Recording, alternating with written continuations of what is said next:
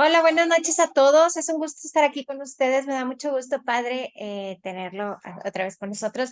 Y les recordamos que si durante la plática tienen alguna pregunta, nos la pueden hacer llegar por Facebook o si después escuchan esta plática, con mucho gusto nos pueden hacer llegar sus comentarios y sus preguntas.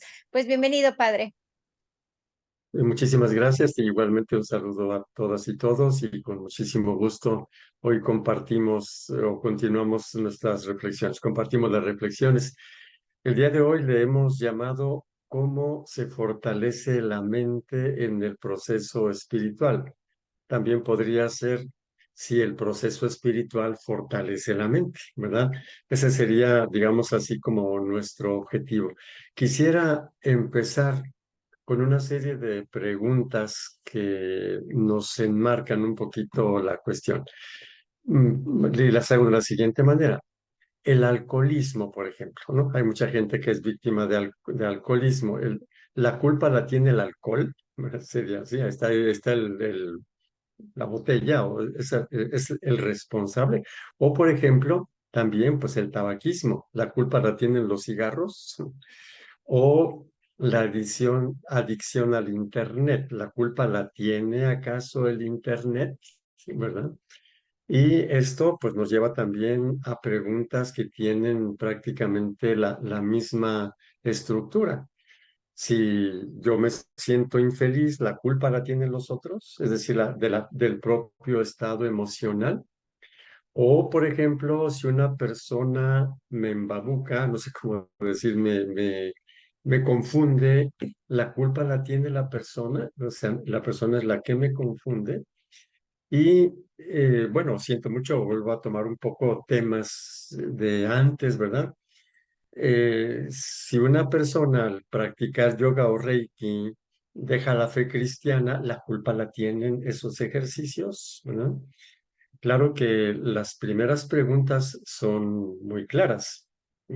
El alcohol no tiene la culpa de que alguien sea alcohólico, ¿verdad? O los cigarros, sí, pues quien no lo es, pues no lo toma.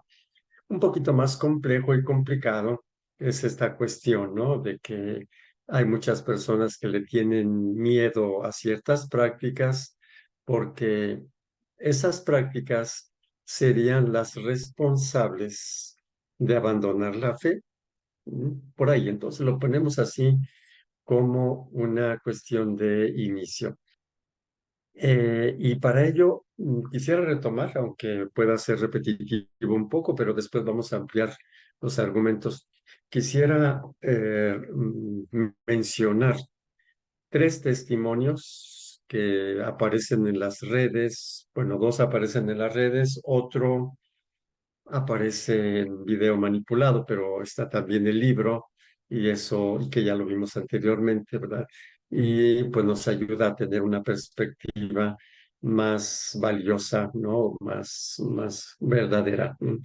Y bueno, voy a compartir aquí la pantalla para que lo que vaya diciendo, aunque al principio no está muy ordenado, pero creo que es mejor el tener el texto a no tener nada, ¿verdad? Bueno, decíamos que nuestro tema se titula así, cómo se fortalece la mente en el proceso espiritual, las preguntas que acabo de hacer hace un momento. Pero quisiera referirme a tres testimonios que son públicos, por eso aquí mencionamos los nombres, aparecen en videos, tenemos ahí el testimonio de Asunción Ruiz, española, en relación a su experiencia de Nueva Era, el testimonio de Milagros Martín, también que narra su experiencia, el padre Berlat, del cual ya hablamos anteriormente, y estos tres testimonios nos van a dar lugar para retomar las preguntas iniciales y luego también la aplicación a otras cosas y especialmente a el uso de nuestra mente. Bueno, entonces inicio. Ustedes pueden encontrar el video en YouTube. Es presentada por algún sacerdote o por algún obispo o por algún grupo religioso, ¿verdad? Entonces, el testimonio inicia señalando que ella tuvo una infancia muy difícil, se ponía preguntas existenciales importantes que nadie le respondía, nadie le podía responder.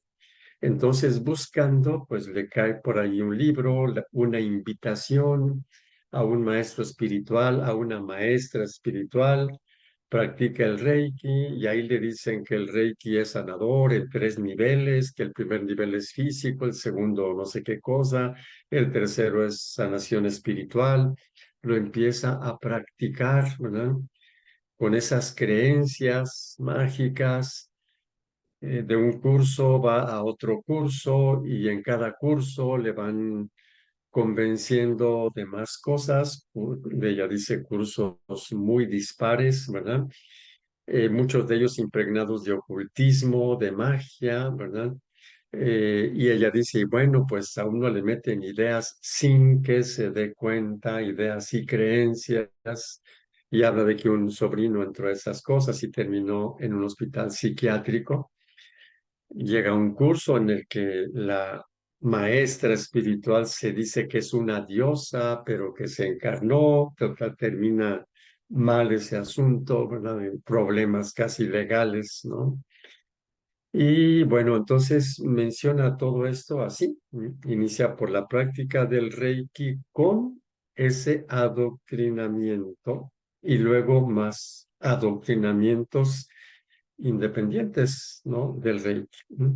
Y ella dice, me dejé llevar, ¿sí? O sea, abandoné muchas cosas, etcétera.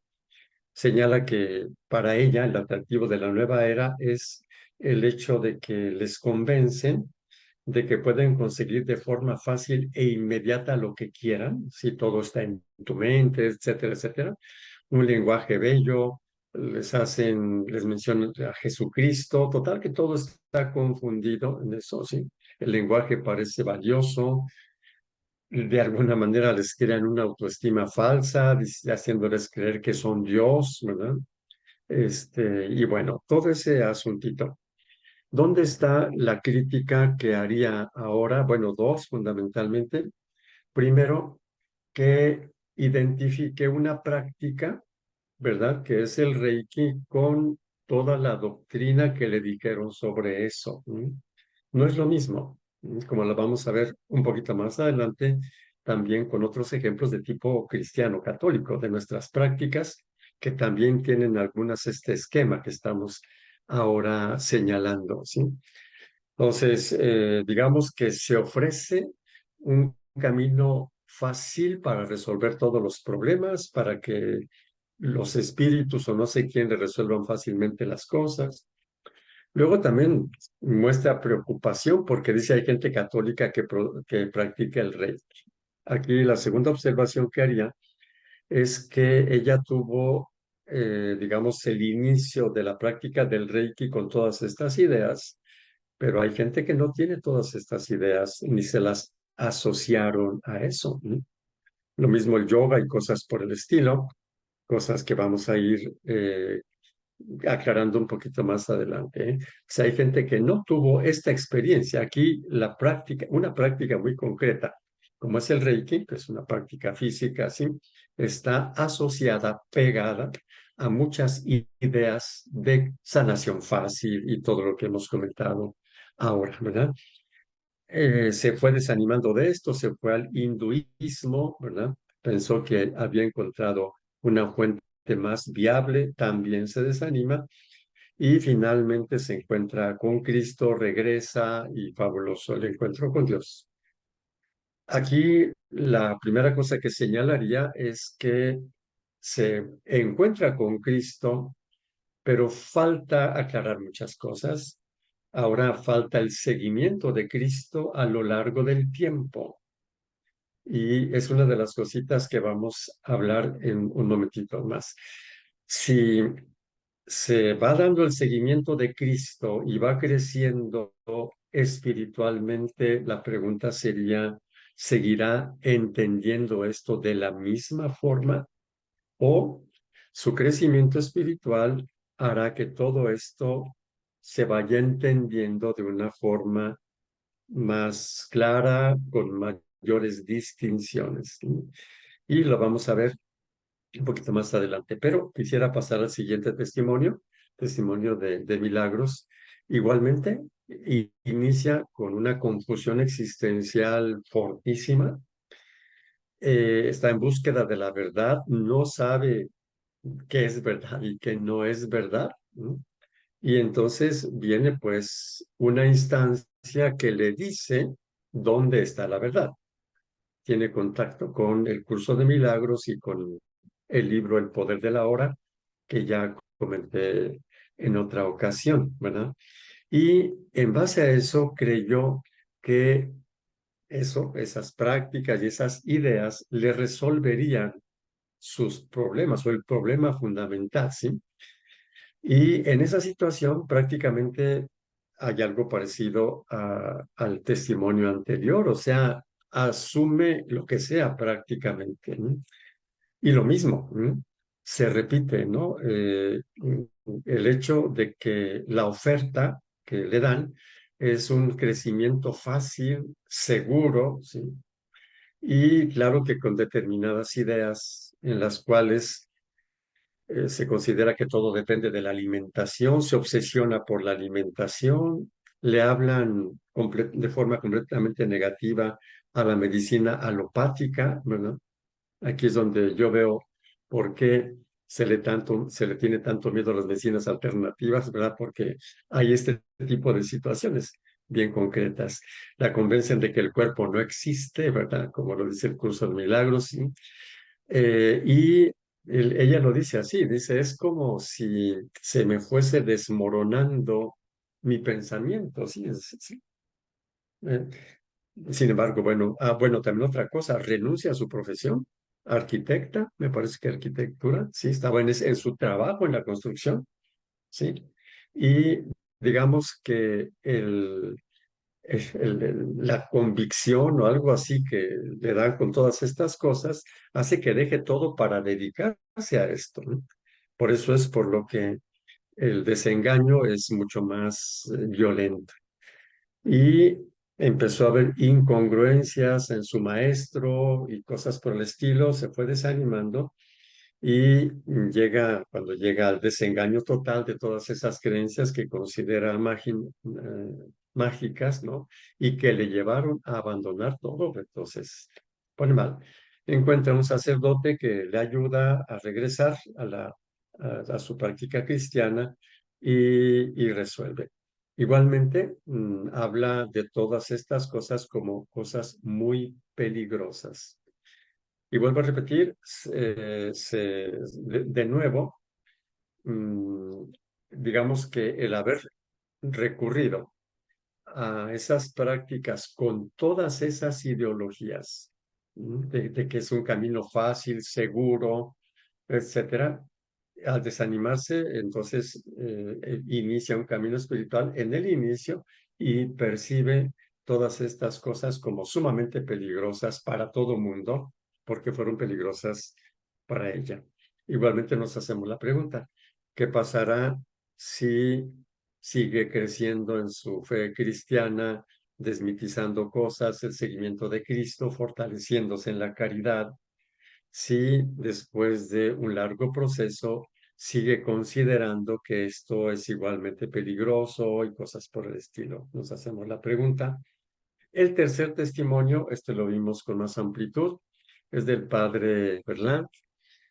Comentamos que hay un videíto de 20 minutos que a la luz de lo que es su testimonio amplio, sumamente preciso, con un pensamiento crítico y una erudición impresionante, no es lo que dice el videíto, ¿verdad? O sea, es una manipulación. Aquí es un testimonio de más de 200 páginas, ¿no? En el que hay uno que le entrevista y le pregunta y le pica, ¿verdad? Así, y él siempre con un equilibrio enorme. Y ya lo habíamos visto y se vuelve a repetir el esquema, ¿sí? Entonces él lo expresa muy claramente, expresa su infancia, su juventud. ¿Sí? Y ahí dice, como lo presenté cuando hablé de el padre Berland y cómo este video era manipulado. Entonces él afirma que siendo joven se fue confundiendo cada vez más en su vida y en su relación con Dios. ¿Sí? Y aquí cito textualmente. En la universidad, dice, no podía responder a las ideas de ciertas corrientes filosóficas, Marx, Nietzsche, eh, Freud, ¿no? Y poco a poco llegué a la conclusión que para asumir plenamente mi humanidad y vivir de manera responsable, tenía que soltar las muletas de la religión. Estaba sin saber qué responder, no tenía formación religiosa suficiente para responder a todo eso, ¿no? Y dice, fue en este estado precisamente que encontró el cartel, o sea, un anuncio, ¿verdad? Ahí, en el que la meditación trascendental se ofrecía como un camino rápido y fácil, ¿no? Igual. Entonces, y estamos viendo que este esquema se repite en muchos de los testimonios que se dicen, y lo malo es que se considere como un punto de llegada en la vida espiritual, ¿no? Cuando en realidad es un punto de partida. O sea, las personas están sumamente confundidas, buscan aquí que los confunden más, lo dejan y bueno, ahora hay que hacer un proceso de fortificación mental, ¿sí? De pensamiento crítico y de proceso y fortaleza espiritual. Al final de todo el recorrido del libro, el padre Berlán concluye en lo siguiente, ¿sí? Él dice, es necesario entender y realizar un camino espiritual válido sin creer que manejamos a Dios, al demonio, a las energías ocultas. Aquí la diferencia entre los dos testimonios anteriores, sí, está en que el padre Berlán después hizo un camino espiritual e hizo estudios filosófico-teológicos, ¿sí?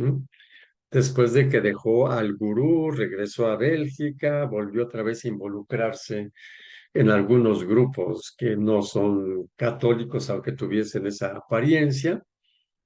Finalmente los deja, retoma su llamado al sacerdocio, va al seminario, estudia filosofía, teología y todavía una especialización en la Universidad de Lovaina, ¿no?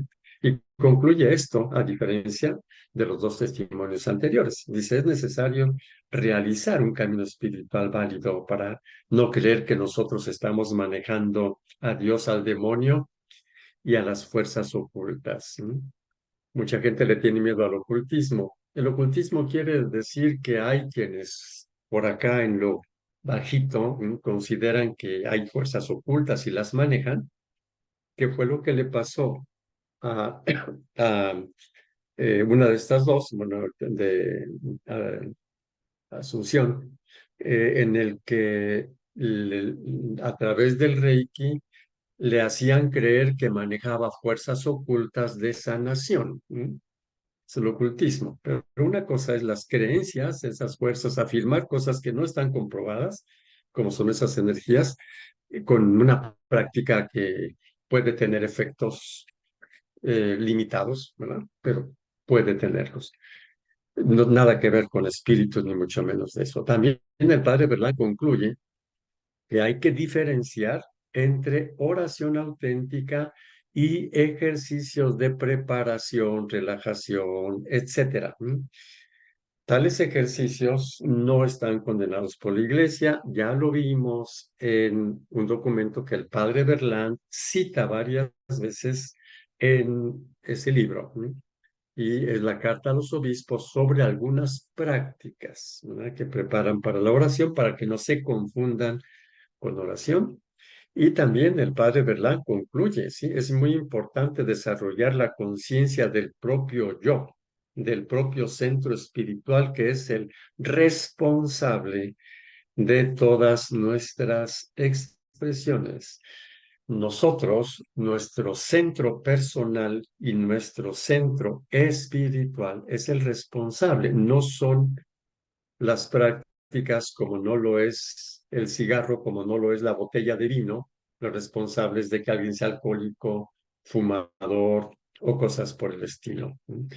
Entonces, una de las cosas bueno, ahora podrían señalar que hay personas que se han encontrado con esas técnicas de relajación, llámese yoga, otro tipo de meditación y lo que sea, sin estas condiciones de confusión. Hay personas que empiezan a hacer ejercicios que les hacen bien con una fe muy clara. No están en estas condiciones y por lo tanto el resultado no es el mismo. Espero que en lo que vamos a seguir diciendo, esto vaya quedando más claro. Y entonces, como señalaba, aquí hay un común denominador, no solo en estos testimonios, hay un común denominador en todas las cosas. O sea, este esquema se repite en todo. ¿Mm? Y algunos ejemplos más, ¿sí? Entonces, ¿cuál es el común denominador? Todos los testimonios de este tipo son conversiones turbulentas, empiezan de una situación turbulenta, muy incierta, con mucha necesidad de una respuesta, ¿sí? Y bueno, y hay quien les ofrece eso, ¿sí? En ese estado creen todo lo que les dicen, ¿sí? Y por una u otra circunstancia después regresan a la fe, pero y caen en la cuenta de todas esas creencias, pero esas creencias en espíritus y en esas cosas que no existen, no son, necesitan tiempo para dejarlas. Igual que San Pablo, ¿no? Cuando decía con respecto a la carne sacrificada a los ídolos. Dice, algunos que recientemente se han convertido, todavía creen que existen ídolos. Bueno, pues conforme vayan haciendo su proceso espiritual, van a darse cuenta que no son absolutamente nada, ¿sí? Entonces, pero todavía no asimilado el asunto, ¿verdad? Y comprendido en forma completa. Bueno, entonces es un reto importante. ¿Cuál es el verdadero problema? Regreso a a las primeras preguntas que hacía, ¿verdad? ¿Cuál es el verdadero problema de un alcohólico? ¿Es la botella o es su insatisfacción, su adicción? ¿Sí? El problema no está fuera de él, está dentro de él, ¿sí? Lo mismo el tabaquismo, lo mismo la adicción al internet, ¿sí? Y todas las demás, ¿sí? Entonces, aquí la pregunta es, ¿cuál es el verdadero problema? ¿Mm? El reto. Y pienso que es evidente que el reto es la falta de formación, los estados de confusión sin formación, ¿no? Las situaciones en las que las personas no encuentran respuesta a sus problemas existenciales y por lo tanto buscan a quien sea o quien algo les pueda decir, lo aceptan sin, sin protección personal, sin recursos críticos, aun cuando saben que los dañan. Y bueno, señalaba que esta estructura, vamos a decir así, es común. También, por ejemplo, bueno, atiendo a una persona que está haciendo su proceso fuerte, pero haber tenido también una infancia muy difícil, su familia difícil, ¿verdad? Desvalorizada, etcétera. Bueno, pues se confiaba a quien fuera. Le dañaban tremendamente. Sí. Y cuando volvía a ese estado, tenía que buscar al que fuera, aun cuando sabía que era un explotador. Aquí la respuesta, bueno, la primera solución es, pues hay que aislar a la persona, pero pues eso no es que resuelva mucho. Más bien, la persona es la que tiene el reto de crecer, ¿sí? Y de saber qué hacer cuando se encuentra en situaciones de ese tipo. Aquí entonces el problema no son las prácticas, el problema es la falta de formación, ¿no? En esta situación, la creencia de que la vida, la salud, la sanación, la felicidad se resuelven mediante ciertos ritos y métodos fáciles, lo llevan a eso. ¿Mm? La creencia de ser un Dios, ¿verdad? Es que tú eres Dios y formas, sí, y otras ideas fomentan una falsa autoestima. Es uno de los testimonios, ¿no? De estas dos mujeres, ¿sí?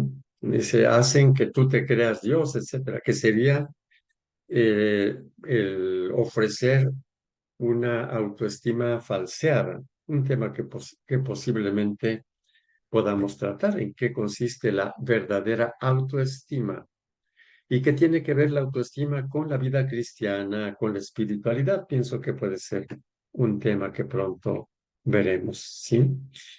Igualmente les ofrecen la creencia de que obtendrán más poderes invocando a entidades espirituales y que tales entidades están a su servicio y que incluso Dios está a su servicio, ¿no? El famoso ocultismo que en lo personal eh, he afrontado, brujos y todo el asunto, son personas humanas como ustedes y como yo, y que nos van haciendo creer que tienen ciertos poderes cuando se sienten desenmascarados. Nada, son personas como cualquiera de nosotros, ¿verdad? Pero es muy, no sé, relativamente para algunas personas muy satisfactorio creer que están manejando energías ocultas, que hay entidades espirituales a las que yo manejo, sí, qué fabuloso, ¿no? Es decir, creer que yo tengo ese tipo de poderes y sobre todo ocultismo, ¿verdad? Es decir, que no todos lo saben, yo soy una persona especial, no en absoluto. Y todo esto asociado a algunas prácticas orientales. Entonces, esa asociación hace que la persona no pueda distinguir una práctica o una posición de lo que piensa de esa posición. Pero esa es una cosa que se puede resolver. Bueno, este es el verdadero problema. Algunas respuestas que nos da la ciencia, alguna de ellas, de estas dos, dijeron es que hay que ser científicos para no estar creyendo esas cosas, aunque todavía le sigue dando un poquito de poder, ¿verdad? Aquí quisiera recordarles algunas cositas de cómo aprendemos nosotros. Les voy a recordar el aporte de Iván Pavlov, que por allá en 1904 recibió el Premio Nobel de Fisiología por haber descubierto un tipo de aprendizaje que tenemos todos los mamíferos, ¿sí? Es decir, la compartimos con los mamíferos, los perritos, gatitos, etcétera, ¿no? Y se le conoce como condicionamiento clásico, ¿no? Y es un método de aprendizaje. ¿En qué consiste el condicionamiento clásico? Antes de leer aquí, vemos los dibujitos, ¿verdad? Y bueno, Pavlov estaba investigando cómo los animales segregaban jugos gástricos al ya tener el olor de la comida que les llevan, ¿verdad? Y al comer, no como el olor, ¿sí? Pero luego se dio cuenta de que el perro o los perros que tenía por allí, antes del olfato, cuando oían que ya iba a llegar, empezaban a salivar, es decir, sí, por el estímulo del alimento. Se le ocurrió un experimento, ¿verdad? Tenemos aquí que el perrito saliva cuando está el alimento le produce esto. Pero luego Pavlov hizo el experimento en el cual eh, al mismo tiempo que le llevaban el alimento sonaban una campana. Antes de esto, la campana no le hacía salivar al perro. La campana no tiene nada que ver con la digestión. Pero después de varias veces en las que al mismo tiempo que se llevaba la comida sonaba una campana, después al solo sonido de la campana empezaba a salivar. Es decir, la campana que en principio no genera salivación, después sí generó salivación. ¿Por qué? Porque se condicionó, por eso se llama condicionamiento, o se asoció, ¿sí? Entonces, esto es lo que se conoce como condicionamiento clásico en psicología, ¿no? Y lo leo aquí. El condicionamiento clásico es un proceso de aprendizaje mediante el cual el organismo aprende a responder ante un estímulo que antes no respondía por asociación con otro estímulo que sí le producía la respuesta, ¿sí? Entonces, el alimento sí produce la respuesta, la campana no produce respuesta, pero al verlos juntos, entonces son inseparables. El alimento estimula la salivación por sí mismo, es el estímulo incondicionado, y un estímulo neutro, que es la campana, es el condicionado. Aquí, igualmente, nosotros seguimos aprendiendo también de esta manera también, y aquí tendremos un condicionamiento clásico. Es decir, cuando a una persona le dicen que si se sienta en flor de loto está, le dicen y reza lo más allá, entonces asocia, ¿verdad? Una posición, sentarse de un modo, ¿verdad? Que es neutro, porque Dios nos dio un cuerpo que se puede sentar así, ¿verdad? Estamos con la estructura ósea, articulaciones, y nos podemos sentar así, no para nada. Pero se asocia a eso, o quien permite que se asocie. Y entonces hay quienes, habiéndolo asociado o les dijeron que era así, les dicen a otros que no lo tienen asociado de esa manera. Concretamente, hay personas que practican yoga, pero por problemas un poquito de salud, no por problemas de confusión, como sucede con estas personas que he señalado, ¿sí? No, no tienen ese asunto. Por eso les resulta tan extraño que digan, "Ah, como que yo me siento así o hago un ejercicio y estoy invocando a no sé qué". No, en absoluto. Eso fue condicionado por quienes estuvieron en esa situación y aprendieron esas cosas mediante maestros ante los que estaban estas personas completamente indefensas, mentalmente indefensas, ¿sí? Y el condicionamiento clásico lo puede explicar. También existe el condicionamiento operante, ¿sí? Con Skinner, ¿verdad? Ya pasamos a Pavlov, ¿eh? Y bueno, se hizo también con un experimento con ratitas, ¿no? En el cual había dos palancas, una hacía que le dieran descargas eléctricas en la base, ¿sí? Los alambres están en el piso de la ratita, y otro alimento. Entonces la ratita aprende porque una cosa la premia y otra la castiga, ¿sí? La premia con alimento, la otra lo castiga con descargas eléctricas, y se llama condicionamiento operante. No me detengo mucho en esto, y es simplemente que uno aprende por las consecuencias que se asociaron también. Es una cuestión de asociación. Lo dejamos un poquito de lado. Y aquí otra cosita, y es lo que nos va a interesar sobre todo en el proceso espiritual. Hablamos de experimentos con animales. Nosotros no estamos en las mismas condiciones de un perrito o de una ratita, aunque compartimos los niveles cerebrales, ¿verdad? La parte reptílica o vegetativa del cerebro, que es el tronco encefálico y el cerebelo, y la parte límbica del cerebro, ¿sí? Donde se gestionan aprendizajes y emociones, ¿verdad? Y aprendizajes emocionales. Lo compartimos con los animalitos. Y entonces también nosotros aprendemos por condicionamiento clásico y por condicionamiento operante también, pero no solamente eso. Y aquí ya los conductistas pues no pudieron hacer experimentos de este tipo, bueno, se hacen un poquito de otro modo, ¿no? Nosotros tenemos un cerebro mucho más desarrollado que tiene que ver con la razón y con algo más que la razón, que lo vamos a ver un momentito más, ¿sí? Entonces nosotros también podemos aprender por conocimientos, ¿verdad? Por observación, por imitación, aunque no nos suene la campanita de ser estímulos así físicos, ¿verdad? Entonces, ¿por qué? Porque tenemos esto, ¿sí? Entonces, son tipos de aprendizaje en el que la atención selecciona la información, ¿verdad? Y la procesa, ¿no? Y aquí es donde nosotros ya nos damos cuenta que entra nuestra libertad. Yo puedo interesarme por la información o no interesarme, que es una de las cosas que también he respondido siempre a quienes han reaccionado interpretando las cosas como se las condicionaron. ¿Mm?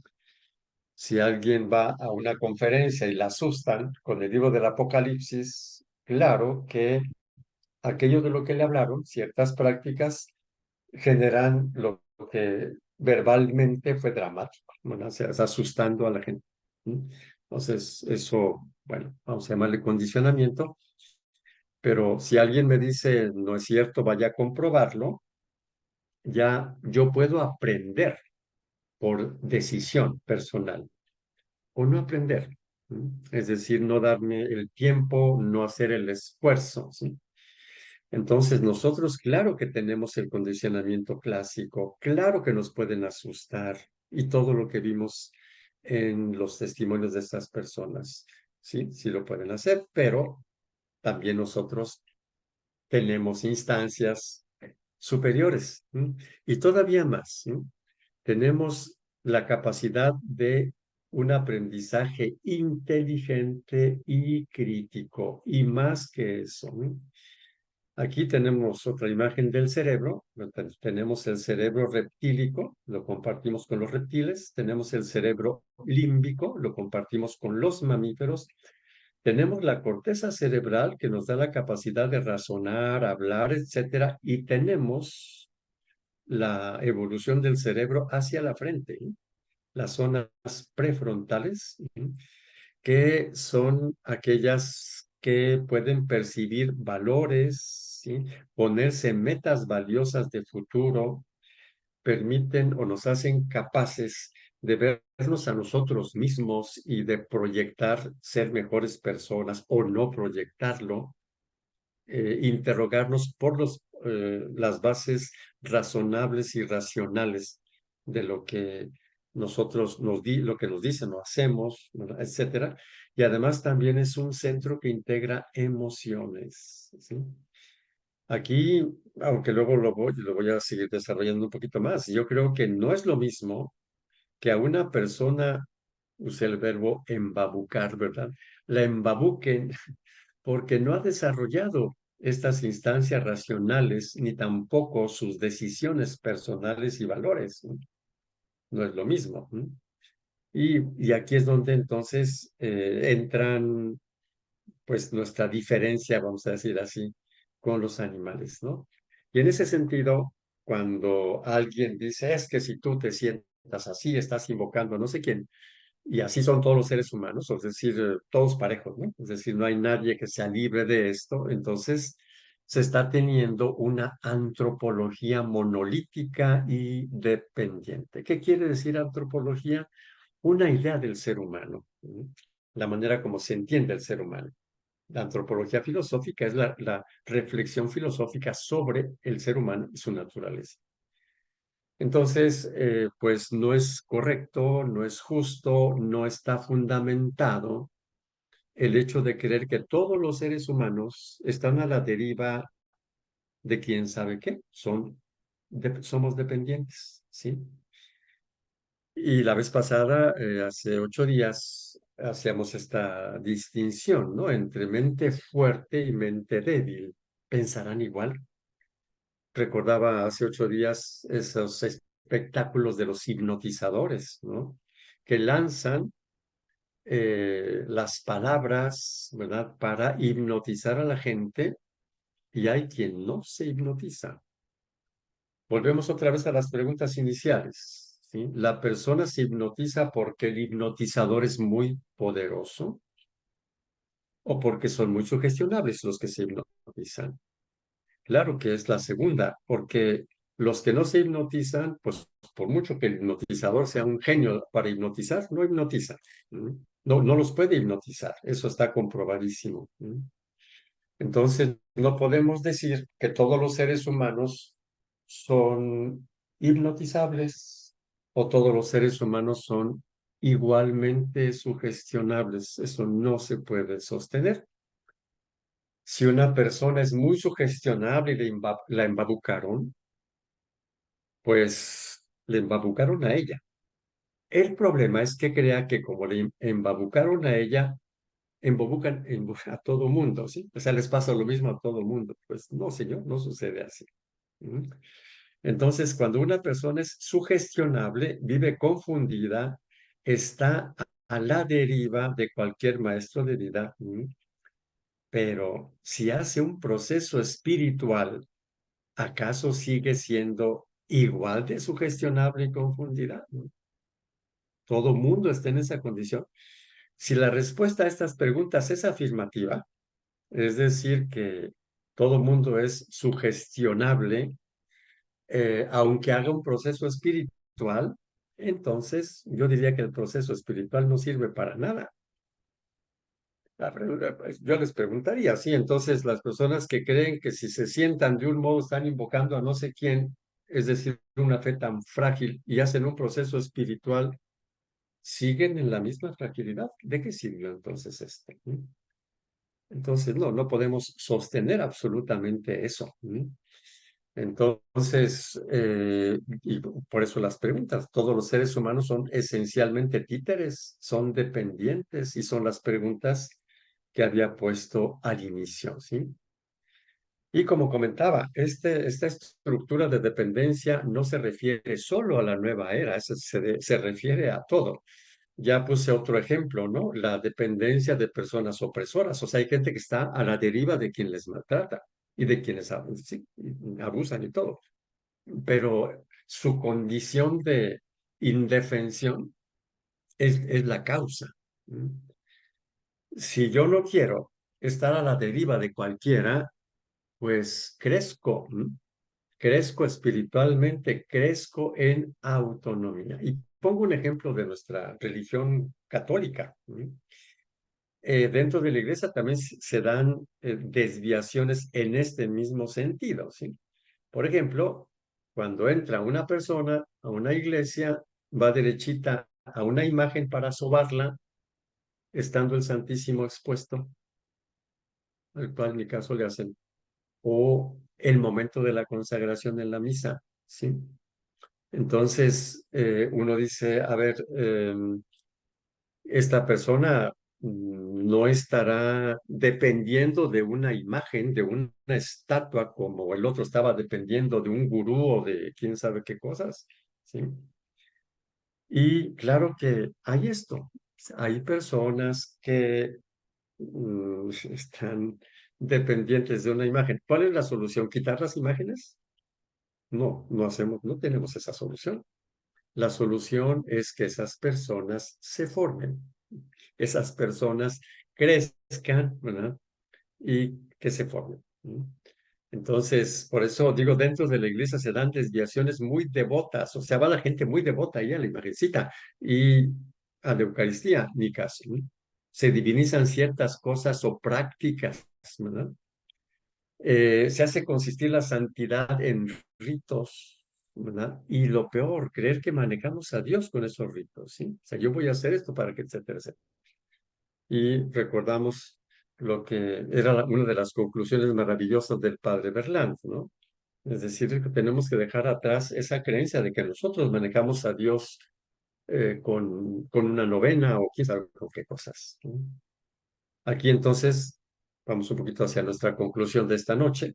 El camino espiritual se verifica en el camino hacia la caridad, hacia la misericordia, hacia el perdón, hacia la apertura, hacia la bondad, hacia la amabilidad.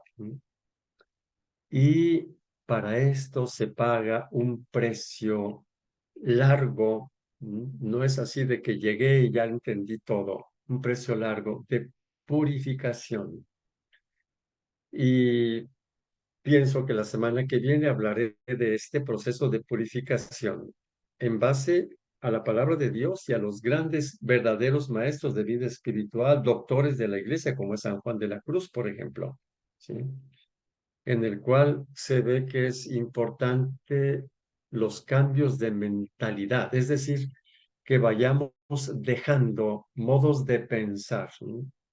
Que nos hacen incapaces de ser libres, por ejemplo, y de estar dependientes de creencias, ¿no? Un momento, Dios nos llamó a ser libres, ¿sí? Como dice el Evangelio de Marcos, al final del Evangelio, ¿no? Cuando Jesús está por subir al cielo, le dice, vayan y prediquen el Evangelio a todos, y el que crea y se bautice, tomará veneno y no le va a pasar nada, le picarán serpientes y no le va a pasar nada, ¿sí? Es decir, no está en las mismas condiciones ni a la deriva de venenos o de otro tipo de cosas. Es un proceso de, sí, de purificación, un crecimiento de la purificación de la memoria, sí, de la voluntad, ¿sí? Y claro que si hay una purificación de la mentalidad, pues Claro que no vamos a entender de la misma forma una cosa cuando todavía no hemos hecho el proceso de purificación de la mente a cuando ya se hizo. Se llama purificación de la mente, pues sí, pero se puede decir de otra manera, de ir pensando cada vez con más sabiduría, cada vez con más autonomía, cada vez con más claridad, ¿sí? Ese es entonces el grandísimo reto, ¿no? Que sería lo que llamamos la estructura del camino espiritual. Este es entonces para concluir. Entonces, repito, el grande reto nuestro no es demonizar lo que nos engaña, sino desarrollar nuestra propia capacidad, la sabiduría, que es un don del Espíritu Santo, ¿verdad? Pero también es una responsabilidad nuestra, ¿sí? Desarrollar la sabiduría y entonces, pues, venga lo que venga, ¿no? No nos sucederá nada. Si estas palabras atemorizan a mucha gente, lo podemos entender, ¿verdad? Bueno, yo le sugiero que verifique, etcétera, etcétera, ¿no? Y bueno, entonces yo me detengo en este momento y no sé si hay alguna reacción o no, ¿verdad? Y con mucho gusto la respondemos. Sí, padre. Mire, dice, estas personas se sienten dioses y quieren poderes para controlar otros poderes centrándose en su ego. ¿No es esto narcisismo, una desmedida y falsa autoestima que termina por destruirlos? Claro que sí es eso, y precisamente una de las críticas es el narcisismo, o sea, sí, así, y también el pensamiento medio mágico. Este es el verdadero problema, no son las prácticas, ni las posiciones, ni no sé cuánto, pero sí, de acuerdo, sí, así es, Irene. Ujú. Gracias, padre. Y Beth también dice, se necesita formación, cierto. Esta formación debería ser fundamentalmente cristiana y en base a la humildad. El magisterio de la iglesia es el antídoto más efectivo. Sí, pero también hay que entender, hay que ver, como ya lo cité en el documento del concilio que se llama Gaudium et Spes, ¿sí? Que la Iglesia nos dice que tenemos la responsabilidad de elaborar verdadera ciencia. Lo estoy sintetizando mucho, pero ya en alguna otra ocasión lo desglosamos, ¿sí? Dice concretamente que nosotros debemos entender que Dios le dio a la creación ciertas leyes que le dan una relativa autonomía a la realidad y que nosotros tenemos la responsabilidad de estudiar esas leyes, ¿sí? Con responsabilidad. Y eso se le llama ciencia y menciona varias ciencias, incluyendo la psicología. Sí, es una responsabilidad nuestra. Muchísimas gracias, padre. Al parecer son todos los comentarios que tenemos en nuestra página de Facebook.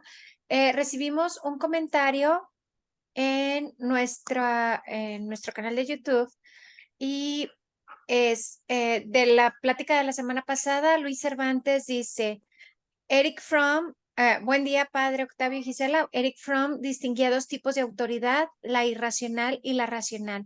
La primera se basa en la fuerza, el dominio, el no cuestionamiento y busca perpetuarse. La autoridad racional es temporal, se basa en la capacidad y no busca imponerse, sino convencer. Gracias por compartir sus conocimientos. Solamente era un comentario. Sí, claro, no, y gracias, Luis, por compartir también tus conocimientos sobre Eric Fromm, ¿verdad? Que sé que conoces El miedo a la libertad de Fromm y ética y psicoanálisis. Perfecto, muy, muy amable Gracias, por padre. compartir. Marichuy Herrera dice saludos, padre, y muchas gracias. Y pues hasta ahorita son todos los comentarios, padre, y preguntas. Les recordamos que si tienen alguna pregunta, aunque pase el tiempo, nosotros se lo hacemos llegar al padre y con mucho gusto el padre siempre nos contesta o lo pone dentro de una plática. Y pues es todo, padre. Muy bien. Pues gracias y saludos a todos, todas, y que pasen un feliz fin de semana y nos vemos Dios mediante la próxima semana, ¿verdad? Muchísimas gracias, padre. Que pase buenas noches. Gracias a todos. Buenas noches. Buenas Buenas noches. noches.